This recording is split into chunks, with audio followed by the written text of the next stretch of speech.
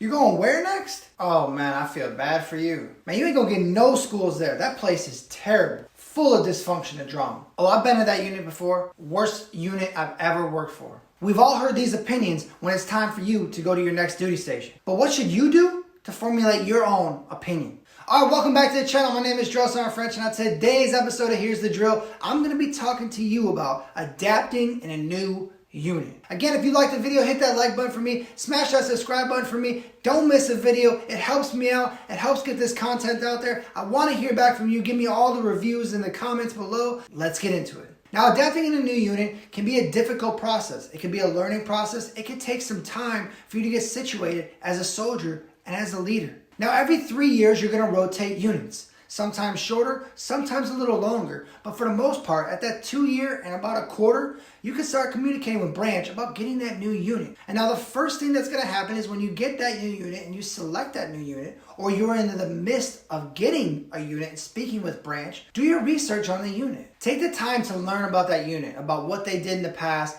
what they're doing now. Take the time to do that research into the unit. Take a look into the base. Look at the surrounding areas. If you're an hour out from the beach, if you're an hour out from a major city, these are great things. These are huge benefits. You're going to also take the time to shape these things for your family. Now, if you have dependents and children, you're looking at jobs, you're looking at schools. So take the time to research these units. See what that unit's MO is. The airborne, the air assault, their infantry, their special forces, their special operations, any of them. Take the time for you to divulge what that unit is and what that unit means and what its application to the United States military is. Now, like I said in the intro, you've all heard those things before, and if you haven't, you will. I promise you, you will. That place is going to be terrible. This place is going to be bad. That's full of drama. I hated every minute there. Ooh, I loved it there. Don't believe all of it.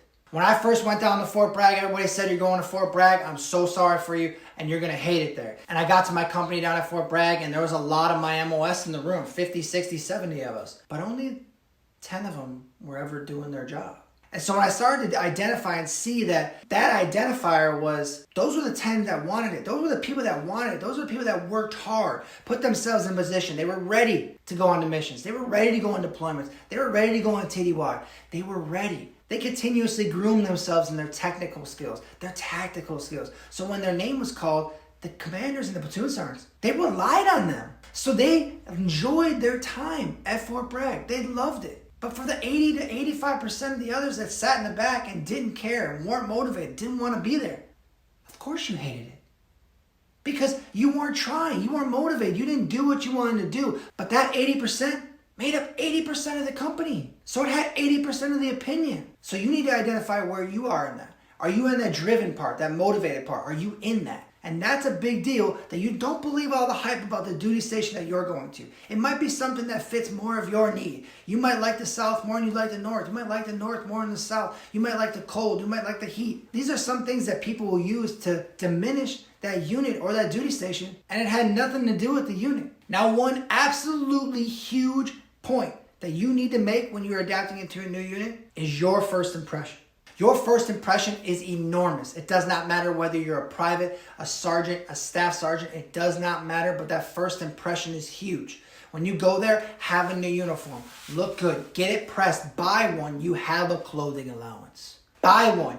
Get a fresh haircut. Have a brand new beret, a brand new PC. Get new boots. Make sure your uniform is super sharp. You're looking super sharp, because that first impression on your first sergeant, your commander, your platoon sergeant, your team leader is enormous. It is their impression of you right off the gate. Now, next on the list is you have to adapt to things in the unit, the way they do things. Do not be the one that just got to the unit and say, well, we never did that in my last year. We don't do it like that. And be somebody going against the grain. See why they're doing it that way.